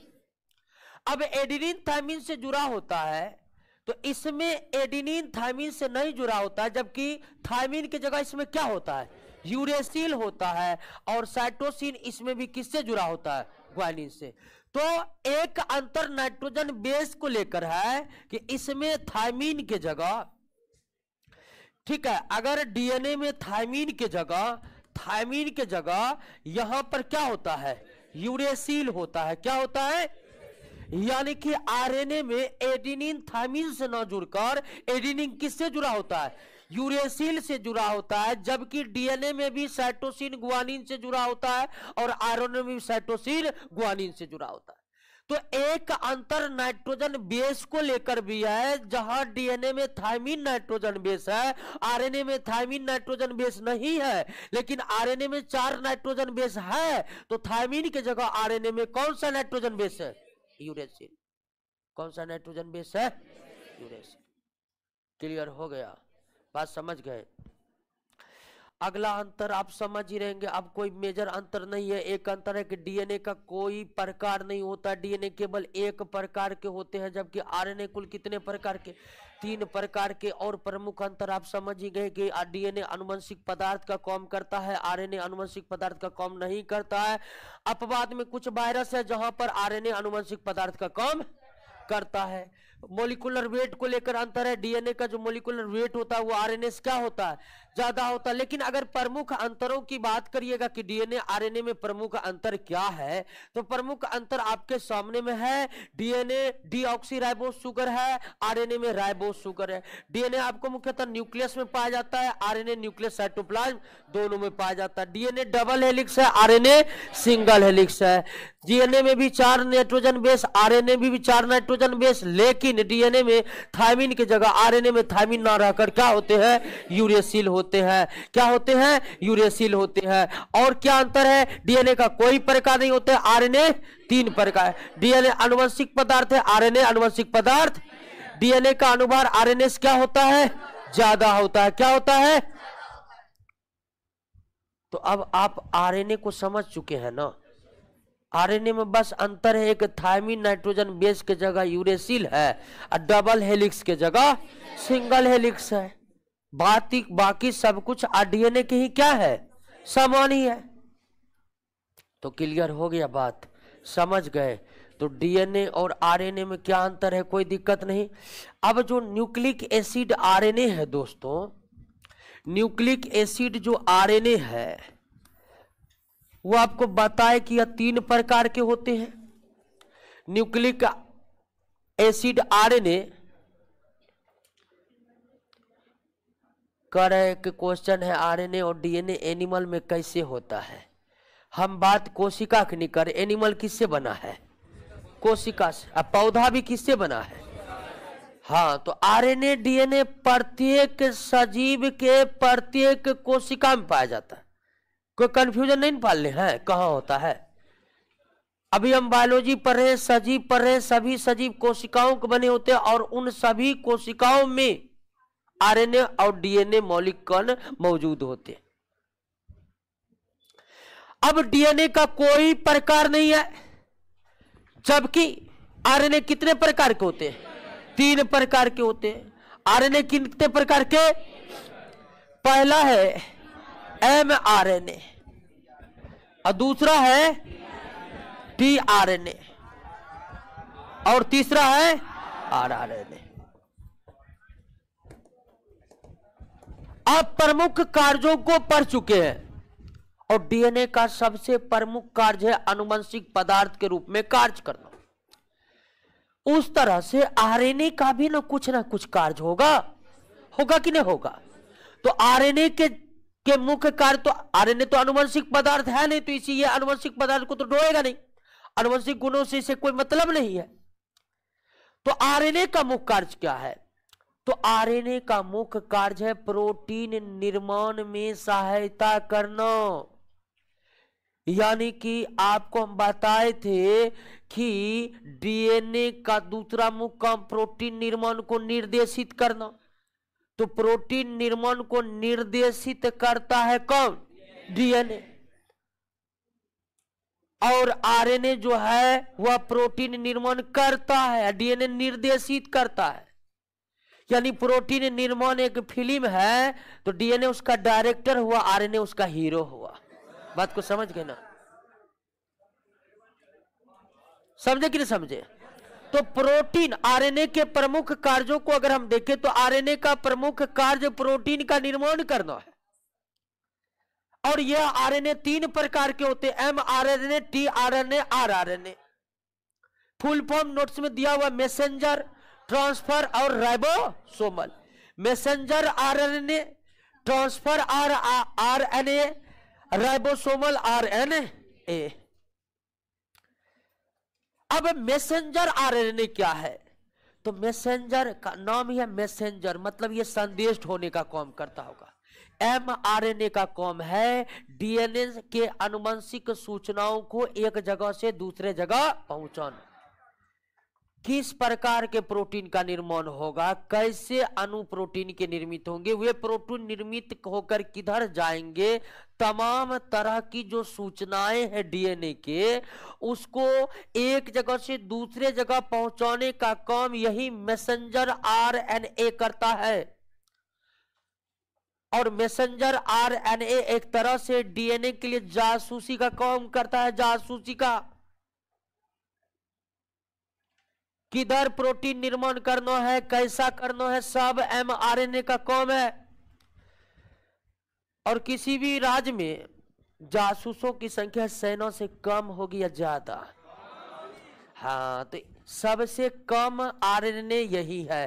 पूरे आरएनए का मात्र 5 से 10%, 5 से 10%, 5 से 10% क्या होता है? एमआरएनए। यानी कि एक सजीवों के शरीर के प्रत्येक कोशिका में स्थित कुल आरएनए का 5 से 10% आरएनए एमआरएनए होता है, मैसेंजर आरएनए होता है, जिसका काम डीएनए के आनुवंशिक सूचनाओं को, प्रोटीन निर्माण के सूचनाओं को एक जगह से दूसरे जगह ले जाना। और खासकर प्रोटीन निर्माण कोशिका के भीतर राइबोसोम करता है। तो राइबोसोम प्रोटीन निर्माण का काम कब करेगा, कैसे करेगा, किस रूप में करेगा, यह सूचना राइबोसोम को किसके द्वारा मिलती है? एमआरएनए के। डीएनए न्यूक्लियस में होता है, और न्यूक्लियस में एमआरएनए भी होता है। डीएनए को जब प्रोटीन निर्माण करना है, तुरंत एमआरएनए को कह देगा निकलो तुम जाओ राइबोसोम के पास, बोल दो कि प्रोटीन ऐसे ऐसे बना देगा। ठीक है, डीएनए न्यूक्लियस में सूचना मारा, एमआरएनए तुरंत लिया, तुरंत गया राइबोसोम के पास, जल्दी से करिए। आइए अब किस पर? ट्रांसफर। ट्रांसफर इसका नाम, ये कुछ भी करता होगा, ट्रांसफर करता होगा। अब ये क्या ट्रांसफर करता है ये समझना। अब ध्यान दीजिए कि प्रोटीन बनने के लिए अमीनो एसिड की जरूरत पड़ती है। हम जो भोजन के माध्यम से जितना प्रोटीन युक्त पदार्थ खाते हैं वो अंत में पचकर एमिनो एसिड बन जाता है। वही एमिनो एसिड हमारे रक्त में घुलकर हमारे प्रत्येक कोशिकाओं में पहुंचता है। तो इस ट्रांसफर आरएनए का काम है कि कोशिका में मौजूद जो अमीनो एसिड है उसको ढो ढो कर किसको देना? राइबोसोम को। राइबोसोम को कोशिका द्रव से विभिन्न प्रकार के अमीनो एसिड लाकर के कौन आरएनए देता है? यानी टीआरएनए का काम है अमीनो एसिड को कोशिका द्रव से राइबोसोम के पास ट्रांसफर करना। और आरआरएनए इसकी मात्रा 10 से 15% होती है। और निश्चित तौर पर सभी प्रकार के आरएनए में सबसे ज्यादा आरएनए कौन है? आरआरएनए है। सबसे ज्यादा क्या है? आरआरएनए। एक क्वेश्चन है कि एग्जाम में आता है कि एड्स कैसे पाया जाता है, डीएनए आरएनए। एड्स में आरएनए पाया जाता है, बाकायदा 2-3 क्वेश्चन है इस पर, क्या है कि ना है? हाँ, और HIV जब पढ़ा रहे तो आपको मैं स्पेशली 3 नंबर चैप्टर में, ठीक है। तो इन तीनों प्रकार के आरएनए में सबसे ज्यादा कौन? आरआरएनए। क्लियर हो गया? अब आरआरएनए क्या करता है? इन दोनों के कार्य को आप समझ गए हैं।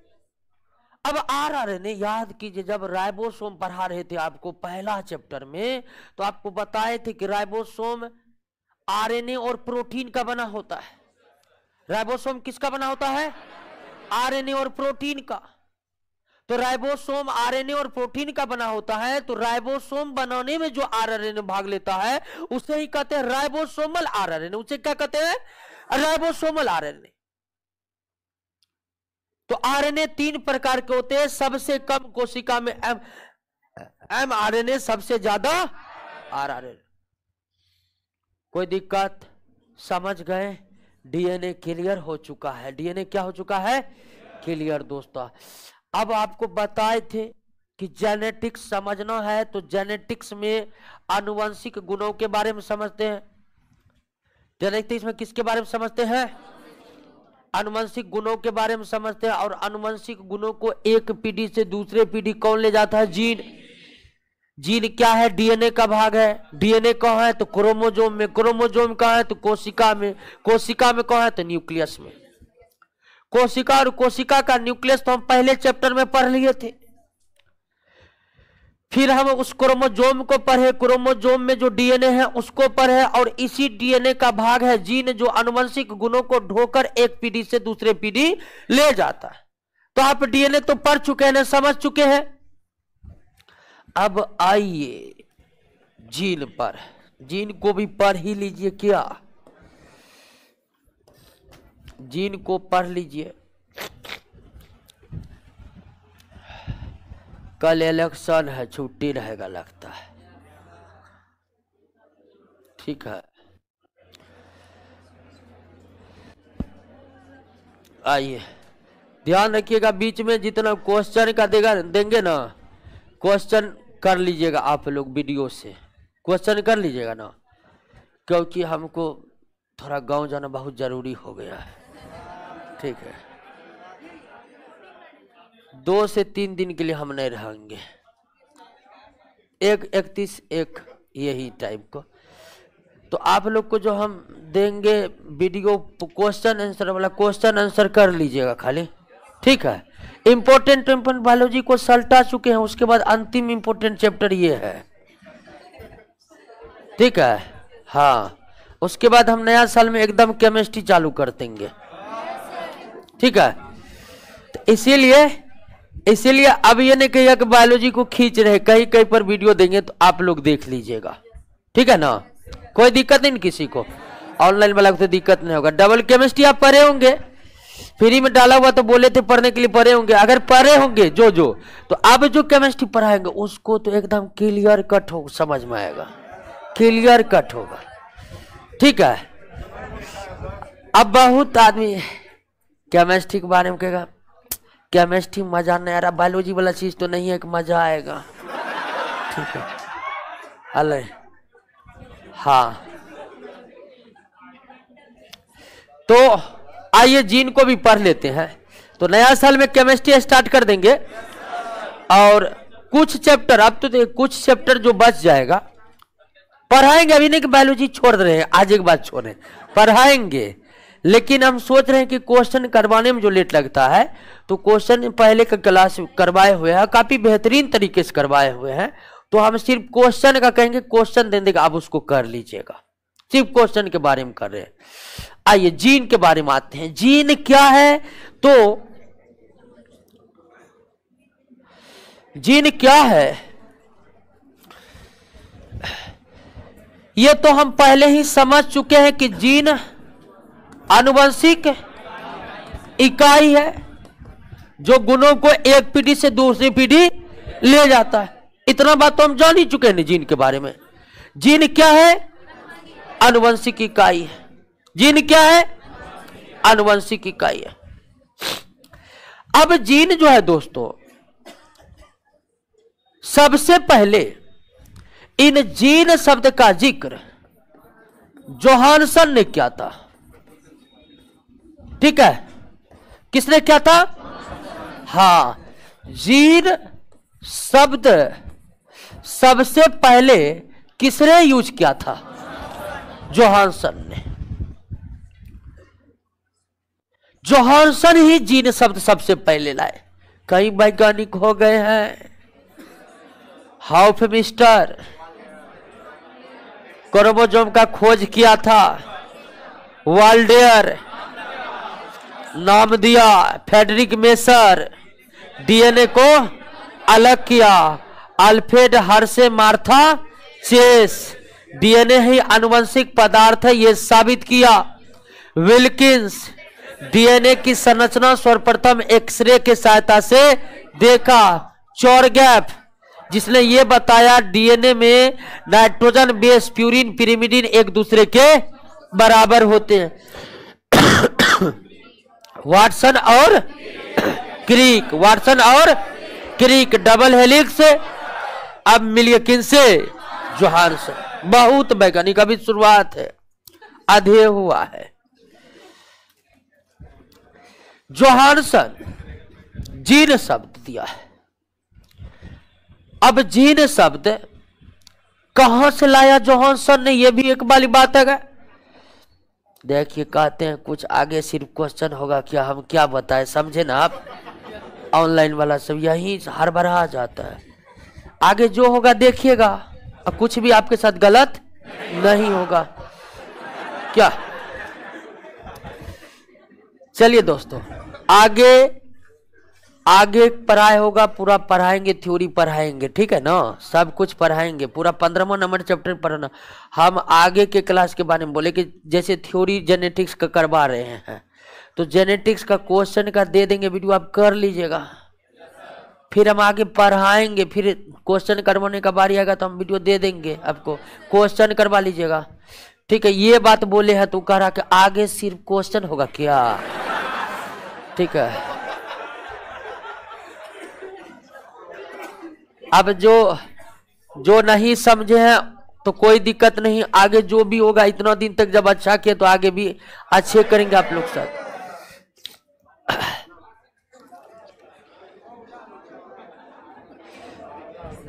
चलिए, जोहानसन ने सबसे पहले जीन शब्द का यूज किया। अब जोहानसन ने जीन शब्द कहां से लाया? जोहानसन ने जीन शब्द लाया फैक्टर। मेंडल ने अपने एक्सपेरिमेंट में किस शब्द का जिक्र किया था? उसी फैक्टर को जोहानसन ने क्या नाम दे दिया? जीन दे दिया। उसी फैक्टर को जोहानसन ने क्या नाम दे दिया? जीन नाम दे दिया। अब कहिएगा मेंडल में फैक्टर क्या था, तो अब हम जेनेटिक्स पर आ जाएंगे और मेंडल के नियमों को ही पढ़ेंगे, मेंडल के नियमों को ही पढ़ने वाले हैं। तो मेंडल का जब नियम पढ़ेंगे तो वहां पर मेंडल ने बार बार किस शब्द का जिक्र किया? उसी फैक्टर को जोहानसन ने क्या कहा? जीन कहा। उसी फैक्टर को जोहानसन ने क्या कहा? जीन कहा। अब देखिए आगे चलकर WS सटल और TH बोबेरी, नाम सब भी बवाल के लिए है नहीं जी। WS सटल और TH बोबेरी, ठीक है। WS सटन और TH बोबेरी ने यह साबित कर दिया कि जीन जो है ये गुणसूत्र, जिसके बारे में हम पढ़ चुके हैं ना, गुणसूत्र पर पाए जाते हैं, ठीक है। जीन क्या है? तो जीन आनुवंशिक इकाई है जो गुणों को एक पीढ़ी से ढो करके दूसरे पीढ़ी ले जाता है। और जीन जो आनुवंशिक इकाई है जो डीएनए के जो गुणों को एक पीढ़ी से दूसरे पीढ़ी ले जाता है। ये जीन शब्द को लाया कौन? तो जीन शब्द को लाने वाले हैं जोहानसन। जोहानसन ने जीन शब्द कहां से उठा के ले आया? तो मेंडल का एक्सपेरिमेंट हम आगे पढ़ेंगे, जिसमें मेंडल ने बार बार फैक्टर शब्द का जिक्र किया है। उसी फैक्टर को जोहानसन ने क्या कहा है? जीन कहा है। और आगे चलकर इस जीन को WS सटन TH बोबेरी ये साबित किया कि जीन जो है वो कहां पाए जाते हैं, गुणसूत्रों पर पाए जाते। क्लियर हो गया, बात समझ गई यहां तक। अब आइए, ये तो वैज्ञानिक था, जीन क्या है। तो इसकी शुरुआती परिभाषा यह थी कि जीन डीएनए का वह विशेष लंबाई है। नहीं, जीन का शुरुआती परिभाषा, यह आधुनिक परिभाषा हो गया। जीन का जो सबसे पुराना परिभाषा है कि जीन आनुवंशिक इकाई है जो गुणों को एक पीढ़ी से ढोकर दूसरे पीढ़ी ले जाता है। यह शुरुआती परिभाषा जीन की ही था कि जीन आनुवंशिक इकाई थी जो गुणों को एक पीढ़ी से ढोकर दूसरे पीढ़ी ले जाता है। जीन आनुवंशिक इकाई है जो गुणों को एक पीढ़ी से ढोकर दूसरे पीढ़ी ले जाता है। क्या? अच्छा, एक मिनट, 1 सेकेंड।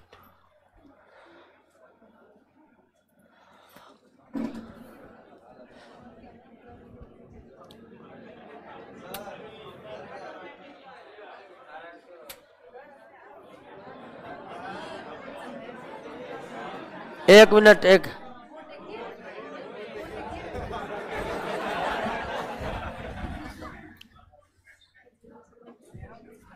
एक मिनट, ठीक। आवाज जा रही होगी, आवाज जा रही है। कैमरा में कुछ परेशानी हो गया है, थोड़ा और आके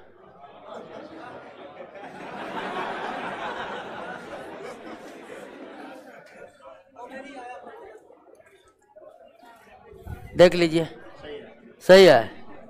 चलिए, हाँ, तो आइए दोस्तों, जीन से जो वैज्ञानिक जुड़े हुए हैं वो तो देख लिए, जोहानसन है और WS सटन TH बोबेरी है।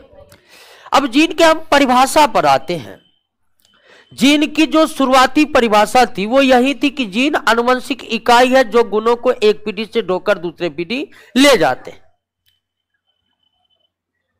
लेकिन जीन की जो आधुनिक परिभाषा है वो ये है कि जीन डीएनए की वह विशेष लंबाई है।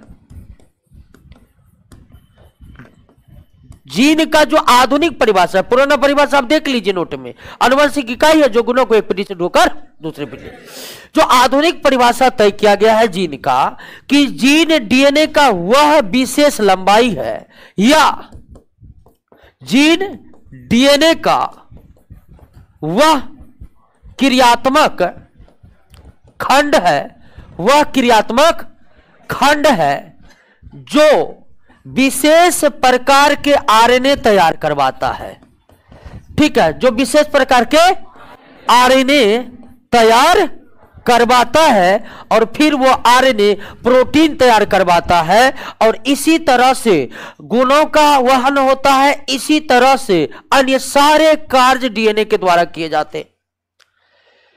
तो जीन का पुराना परिभाषा है कि जीन आनुवंशिक इकाई है जो गुणों को ढोकर एक पीढ़ी से दूसरे पीढ़ी ले जाता है। जीन को जो आधुनिक तरीके से परिभाषित किया जाता है कि जीन डीएनए का वह विशेष लंबाई है जो विशेष प्रकार के आरएनए को तैयार करता है।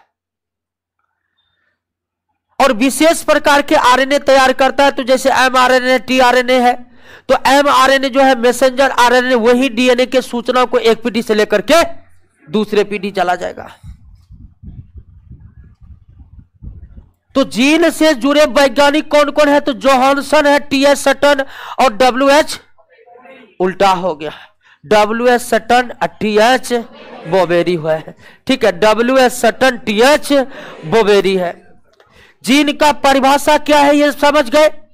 जीन के कार्य तो आप पहले से क्लियर है कि यह आनुवंशिक गुणों को एक पीढ़ी से दूसरे पीढ़ी ले जाएगा। तो जीन आनुवंशिक गुणों को एक पीढ़ी से दूसरे पीढ़ी कैसे ले जाएगा? जीन आनुवंशिक गुणों को एक पीढ़ी से दूसरे पीढ़ी कैसे ले जाएगा, इसको बताने के लिए जो सबसे मान्य सिद्धांत है वो है one gene one enzyme theory, और यह थ्योरी बीडल तथा टैटम ने दिया है। ठीक है ना, बीडल और टैटम का एक थ्योरी है, एक जीन एक एंजाइम सिद्धांत। हालांकि यह सिद्धांत पूरी तरह से मान्य सिद्धांत नहीं है। अब इस बीडल और टैटम का जो एक जीन एक एंजाइम सिद्धांत है, यह सिद्धांत क्या है, क्या बतलाता है? तो सबसे पहले यह सिद्धांत जीन के कार्य करने के तरीके को बतलाता है कि एक जीन कैसे कार्य करता है। और जीन के कार्य क्या है? जीन के एक ही कार्य है, गुणों को एक पीढ़ी से दूसरे पीढ़ी ले जाना।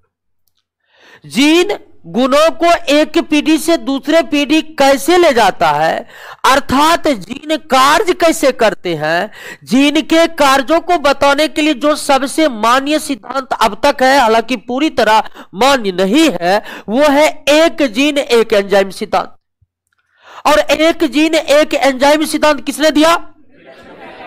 बीडल और टैटम ने। तो सबसे पहला प्रश्न यह आ सकता है कि एक जीन एक एंजाइम सिद्धांत किसने दिया? बीडल और टैटम। एक जीन एक एंजाइम सिद्धांत किसके बारे में बतलाता है? तो जीन कैसे कार्य करते हैं इसके बारे में बतलाता है। अब यह बीडल और टैटम का जो एक जीन एक एंजाइम सिद्धांत है, ये कहलाता है, ये इस थ्योरी से इस बात की मतलब जानकारी मिलती है कि प्रत्येक जीन एक खास तरह के एंजाइम का निर्माण करते हैं। हर एक जीन, जीवों के शरीर में स्थित हर एक जीन एक खास प्रकार के एंजाइम निर्माण करने की क्षमता रखते हैं और उस निर्मित एंजाइम के द्वारा ही वे अपने कार्यों को संपन्न करते हैं। अर्थात जीन एंजाइम के माध्यम से कार्य करता है। जीन किसके माध्यम से काम करता है? एंजाइम के माध्यम से काम करता है। जीन किसके माध्यम से काम करता है? एंजाइम के माध्यम से काम करता है। क्लियर हो गया? बात समझ गए ना? तो जीन से जुड़े वैज्ञानिक को समझ गए, जीन के परिभाषा को समझ गए, जीन कैसे कार्य करता है ये भी आप समझ गए। अब ये जीन कहां रहते हैं? गुणसूत्र पर रहते हैं। WH सटन TH बोबरी तो यही क्लियर किया था कि जीन गुणसूत्र के भाग है। तो गुणसूत्र पर जीन कहां होते हैं? तो गुणसूत्र पर जीन कहां होते हैं? तो जीन क्या है? DNA का भाग है। गुणसूत्र पर जहां DNA होगा वही ना जीन होगा। और इस बात की जानकारी हम आपको पहले बता दिए थे कि जीन जो है ये आपका क्रोमोजोम हुआ, तो इसके भीतर में धागों की समान जो पतली संरचनाएं होती है, इसी पर न जीन बसे होते हैं। कि ये है आपका क्रोमेटिड। क्रोमेटिड DNA से बना है और उसी DNA अणु का एक खंड है क्या? जीन। तो जीन गुणसूत्रों पर बसे होते हैं। और गुणसूत्रों पर जीन कहां बसे होते हैं? तो क्रोमेटिड के पूरी लंबाई पर दानों के समान बिखरे पड़े होते। और एक सजीव में एक जीन, प्रत्येक लक्षण के लिए एक जीन जिम्मेदार होते हैं। हर एक लक्षण के लिए एक जीन उत्तरदायी होते हैं सजीवों के शरीर में। लेकिन वास्तविकता यह है कि एक जीन एक लक्षण के लिए जिम्मेदार होते हैं, लेकिन एक सजीवों में जो एक लक्षण होता है वह कई जीन के एक साथ आने के कारण होता है। यानी हर जीन एक लक्षण के लिए जिम्मेदार होते हैं। हर जीन एक लक्षण के लिए क्या होते हैं? जिम्मेदार होते हैं। लेकिन प्रायः जीनों के आपस में एक साथ प्रभाव डालने से ही, जीनों के एक साथ प्रभाव डालने से ही लक्षणों की क्या होती है? उत्पत्ति होती है। अब ध्यान दीजिए कि जीन, प्रत्येक लक्षण के लिए एक जीन जिम्मेदार होते हैं। प्रत्येक लक्षण के लिए एक जीन जिम्मेदार होते हैं। जैसे एक व्यक्ति लंबा है तो उसमें एक लंबा करने वाला जीन होगा, और मान लियो वो जीन क्या है? T है। तो प्रत्येक लक्षण के लिए एक जीन जिम्मेदार होते हैं, और प्रत्येक लक्षण के लिए जो एक जीन जिम्मेदार होते हैं उस जीन का एक और पेयर पाया जाता है। समझे कि नहीं समझे? यानी कि एक जीन है जिसको मान लिया कैपिटल T, और यह जीन किस लक्षण के लिए जिम्मेदार है? लंबा करने के, तो लंबा करने के लिए एक और सेम जीन होगा, क्या? टी। तो प्रत्येक लक्षण के लिए जो जीन होते हैं उसका एक एक पेयर भी होता है। यानी एकदम जिस तरह गुणसूत्र जोड़ा में रहता है ना जी, उसी तरह जीन भी क्या रहता है। और जोड़ा में जो जीन रहता है तो जरूरी नहीं एक के तरह का जीन जोड़ा में रहेगा। हो सकता है कि मान लीजिए कि एक और लक्षण को ले लीजिए बौना, और बौना लक्षण को क्या मान लीजिए टी, तो एक ये दोनों जीन भी एक साथ रह सकते हैं।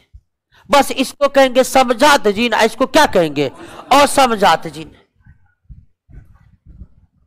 लेकिन लक्षण तो एक ही है ना।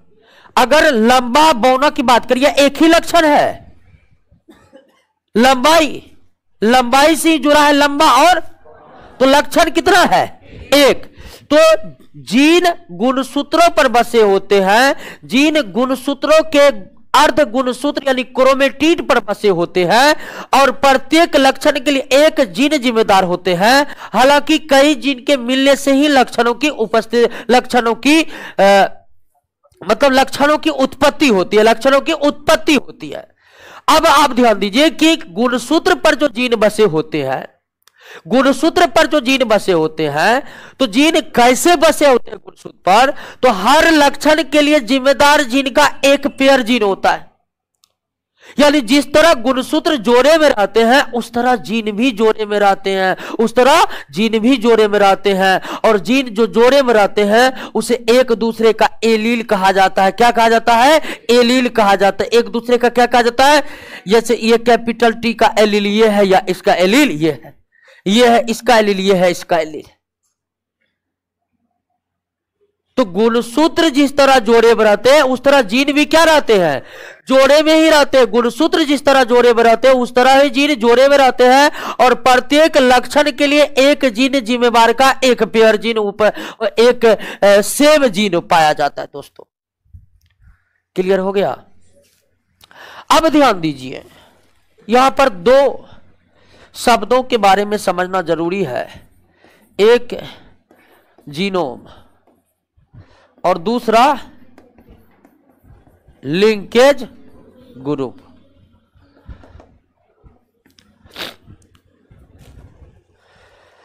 दो शब्द यहां पर, एक जीनोम और दूसरा लिंकेज ग्रुप। जीनोम तथा लिंकेज ग्रुप। अब जीनोम तथा लिंकेज ग्रुप क्या है? जीनोम तथा लिंकेज ग्रुप क्या है? तो जीनोम तथा लिंकेज ग्रुप जो है, जीनोम तथा लिंकेज ग्रुप जो है, तो एक क्रोमोसोम पर कम से कम 3000 जीन रहते हैं। मानव में कितना क्रोमोसोम है? टोटल 46। टोटल। तो सवाल आप तो ये समझ गए कि जीन गुणसूत्रों पर बसे होते हैं, लेकिन एक गुणसूत्र पर कितने जीन होते हैं? तो एक गुणसूत्र पर जीनों की संख्या 3000 होते हैं, लगभग, इससे भी ज्यादा हो सकते। एक गुणसूत्र पर कुल जितने जीन होते हैं उसके समूह को क्या कहते हैं? जीनोम कहते हैं। एक गुणसूत्र पर बसे जीनों के कुल समूह को क्या कहते हैं? जीनोम कहते हैं। और गुणसूत्र तो जोड़ा में रहते हैं ना जी, उन एक जोड़े गुणसूत्र या गुणसूत्र के एक सेट में उपस्थित कुल जीनों को क्या कहते हैं? यानी कि जोड़ा वाला गुणसूत्र पर टोटल जीन क्या कहलाया? जोड़ा में से एक क्रोमोसोम पर उपस्थित टोटल जीन क्या कहलाया? तो जीनोम और लिंकेज ग्रुप में कोई दिक्कत नहीं ना। एक गुणसूत्र पर उपस्थित जीनों के कुल समूह को क्या कहते हैं? गुणसूत्र के एक सेट पर उपस्थित जीनों की कुल संख्या को क्या कहते हैं? लिंकेज ग्रुप कहते हैं। क्या कहते हैं दोस्तों? लिंकेज ग्रुप कहते हैं। अब एक गुणसूत्र पर अनुमानतः 3000 जीन होते हैं। मानव के संदर्भ में हम बात कर रहे हैं। किसके संदर्भ में? अन्य जीवों में कम या अन्य जीवों में अधिक हो सकते।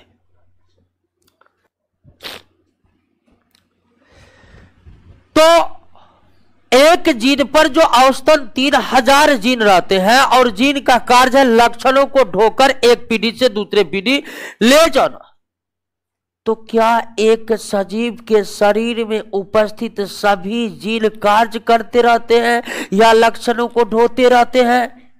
नहीं। एक सजीव के शरीर के कोशिकाओं में उपस्थित टोटल जीन कहिएगा सक्रिय होकर गुणों को एक पीढ़ी से दूसरे पीढ़ी ले जाने का कार्य करते हैं, तो ऐसा बिल्कुल भी नहीं है। एक सजीव में और शरीर में जितने भी जीन होते हैं उसका 90% निष्क्रिय होते, अर्थात कोई कार्य नहीं करते, और कार्य करते भी है तो फिलहाल इसकी जानकारी अब तक वैज्ञानिकों को नहीं मिल पाई है। एक सजीव के शरीर में उपस्थित कुल जीन में मात्र 10% जीन ही सक्रिय रहकर कार्य करते हैं, और जीन के कार्य करने का मतलब है कि वो गुणों को एक पीढ़ी से दूसरे पीढ़ी ढोकर ले जाता है। 90% जीन तो क्या पड़े रहते, निष्क्रिय पड़े रहते, कोई कार्य नहीं करते। तो पहले कि जितना जीन है सारे कार्य नहीं करते, 90% निष्क्रिय रहते, 10% सक्रिय रहते। दूसरी बात कि जो 10% जीन सक्रिय रहते हैं वो भी सजीव के पूरे जीवन काल में सक्रिय नहीं रहते, वो भी सजीवों के पूरे जीवन काल में सक्रिय नहीं रहते। उदाहरण के लिए कि बाल काले होते हैं तो उसके लिए एक जीन होगा जो बाल को काला करने के लिए जिम्मेदार होगा, लेकिन जब काला का सीजन खत्म होगा, व्हाइट का आता है, तब काला जीन का कोई काम रह गया तो अब वो जीन क्या हो जाएगा, निष्क्रिय हो जाएगा। जैसे मानव में लंबाई बढ़ाने के लिए कोई जीन उत्तरदायी होगा, और जब मानव उस लंबाई को प्राप्त कर लेगा तो फिर अब वह जीन कोई काम लग रहेगा नहीं रहेगा। तो जितने जीन होते हैं उसमें 90% निष्क्रिय होते हैं, 10% सक्रिय होते हैं, और जो 10% सक्रिय होते हैं जीन वो भी पूरे जीवन काल सक्रिय नहीं होते हैं, उसके काम खत्म हो गया, वो निष्क्रिय पड़ गए। जैसे बीज अंकुरित होगा उसके लिए कोई जीन जिम्मेदार होगा, और जब बीज अंकुरित हो जाएगा तो अंकुरन के लिए जिम्मेदार जीन क्या कोई कार्य रह गया उसका, तो वो निष्क्रिय हो जाएंगे। तो हमको लगता है जीन के बारे में आपका कॉन्सेप्ट क्लियर हो गया होगा, क्या समझे कि नहीं? इतना कुछ समझने के बाद 1962 में एक नया वैज्ञानिक आ गया, कहा कि आलतू फालतू ये जीन के बारे में इतना कुछ जो परिभाषा ये सब दिया गया सब इधर उधर, नया परिभाषा गढ़ा, और उसका नाम है एस बेंजर। वैज्ञानिकों का भरमार हो गया है एस बेंजर।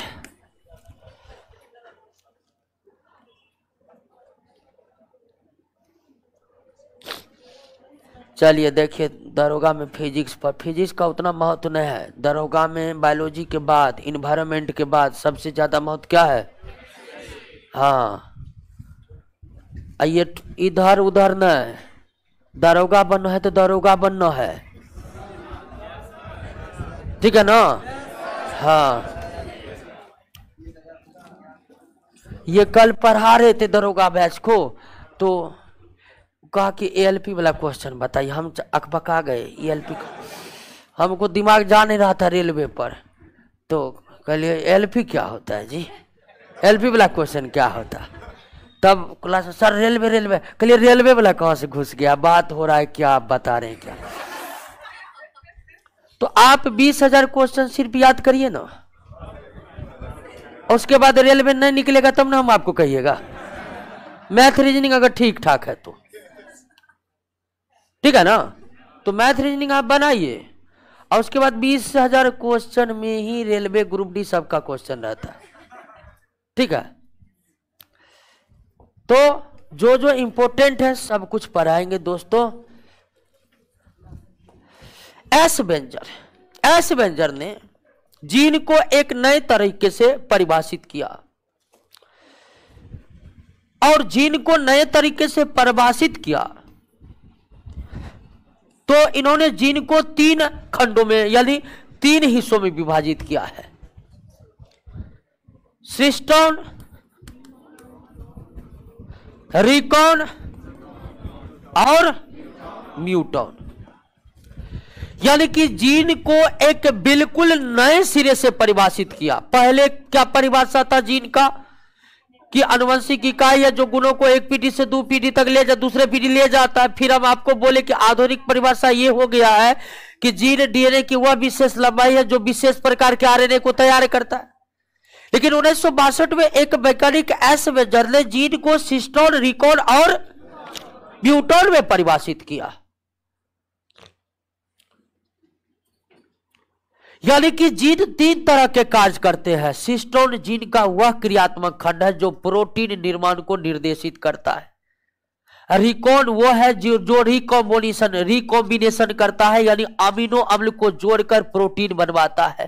म्यूटॉन उत्परिवर्तन के लिए जिम्मेदार है। उत्परिवर्तन क्या है इसको हम लास्ट में पढ़ेंगे। तो हमें एस वेंजर के संदर्भ में सिर्फ ये याद रखना है कि जीन को सिस्टोन, रिकॉन और म्यूटॉन में परिभाषित करने का कार्य किसके द्वारा किया गया है? एस वेंजर के द्वारा किया गया। किसके द्वारा? एस वेंजर के द्वारा किया गया है। तो क्रोमोसोम, डीएनए और जीन समझ चुके हैं। अब हम समझेंगे किसके बारे में? अब हम समझेंगे किसके बारे में? जेनेटिक्स में। यानी चैप्टर जो है जेनेटिक्स वो पढ़ने लायक अब हम हुए हैं। आपको ये मत समझे कि अभी तक जेनेटिक्स हम पढ़ रहे थे। जेनेटिक्स नहीं पढ़ रहे थे हम लोग, हम सेल ही पढ़ रहे थे। सेल में जो क्रोमोसोम है उसमें जो डीएनए है उसका भाग जो जीन है वो हम समझ रहे थे। और कोशिका में उपस्थित गुणसूत्र, गुणसूत्र के भाग डीएनए और डीएनए का भाग जीन को समझकर ही हम जेनेटिक्स को समझ सकते हैं। उन तीनों को समझे बिना जेनेटिक्स को हम समझ ही नहीं सकते हैं। और निश्चित तौर पर आप तीनों को समझ चुके हैं। निश्चित तौर पर आप तीनों को समझ चुके हैं, ठीक है ना? और अब आप जेनेटिक्स समझने लायक हो गए हैं। तो अगले क्लास में बैठे रहिएगा। अगले क्लास में हम जेनेटिक्स का जिक्र करने वाले हैं, जेनेटिक्स को पढ़ने वाले हैं। कल निगम चुनाव है।